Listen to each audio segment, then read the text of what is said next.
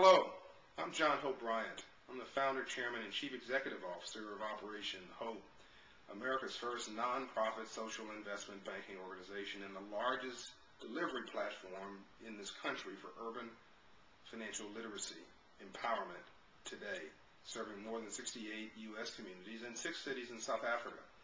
Today I want to talk to you about banking on our future. Banking on our future is near and dear to my heart because it deals with children.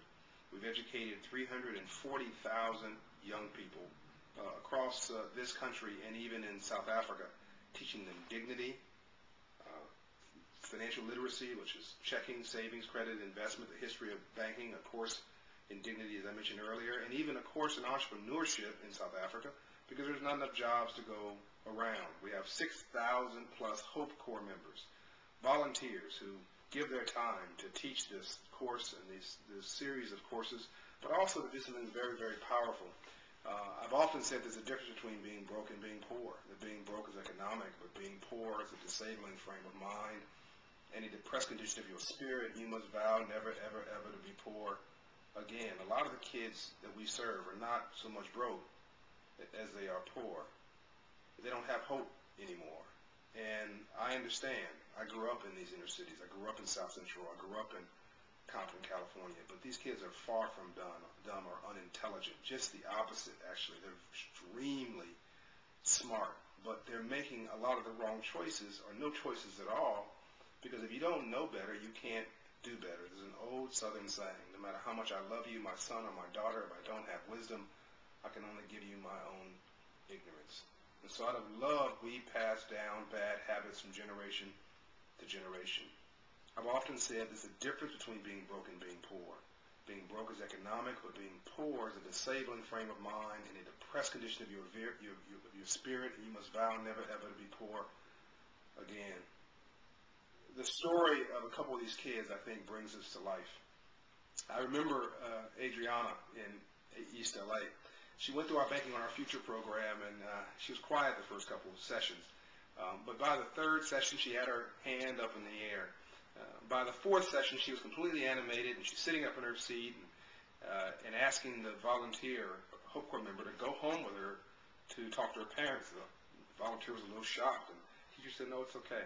Adriana is Hispanic, which will help you with the story. Gets home and finds out that she's the only English speaker in her household. She's 12 years of age. Her parents speak Spanish. And so that meant she was a head of household. So the father would come home, put money in the cookie jar. She'd go to the cookie jar, get the money, go get to the check casher and get money orders to pay the household bills. She was shocked to hear that there was a major financial system that she didn't know about. She thought a check casher was a mainstream financial service provider. She thought that Bank of America was the Bank of America. So that's why she was hesitant those first few times. Well, today, I get so excited about the story. I'm jumping to the facts. The volunteer talked to her parents and got permission to open a checking account in her name. She would then open the bills and pay those bills with her checking account every week with her teacher. She's drugged her family into the 21st century. Everybody has a bank account today, and she's now in college. She went on the Oprah Winfrey Show with me. You can Google that show. It was 2001, and check it out. Very inspiring. She is, and the work that we do. I guess finally I'll tell you the story of Derek, a young African-American from Detroit. Goes through a financial literacy course, and again, a little hesitant, trying to be cool. By the fourth session, he's wearing his Sunday best, his 3-piece suit. That volunteer in that classroom is also being a role model, and after an hour, that young person looking at the person with a suit on, never saw a man with a suit on, yet alone a person of color.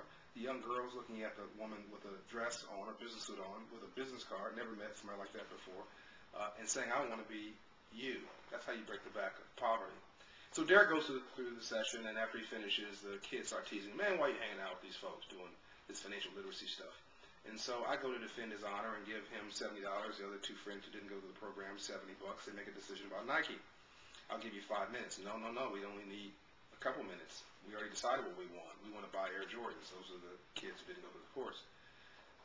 Young Derek says, I want to buy 1 share of Nike stock. I smile.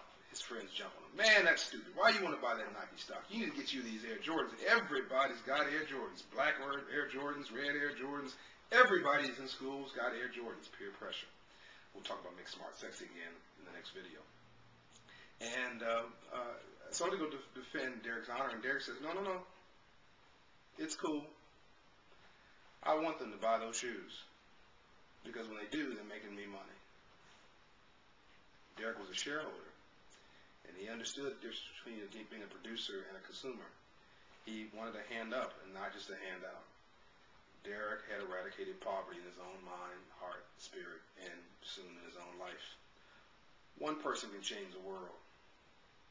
Be that one person and start with your own world. Log on to Operation Hope at operationhope.org or bankingourfuture.org. Or if you're interested in breaking the back of the high school dropout generation, joining me and Quincy Jones and Andrew Young, and making smart sexy again, go to 5millionkids.org. God bless, and make a great day.